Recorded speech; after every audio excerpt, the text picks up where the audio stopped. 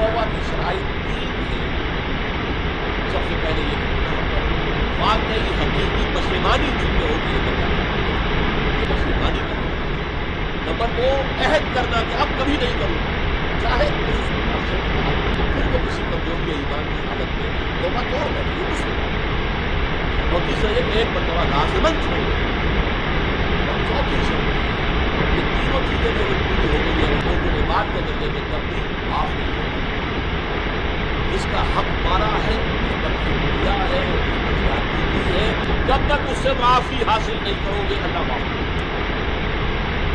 بڑی بڑی بڑی ورنہ کیا ہوگا قیامت کے دن تمہاری نیکیاں اس کو دی جائیں گی. اس کے پڑھنے کے بعد اس کے دماغ کرنسی سے ایک آباد لگا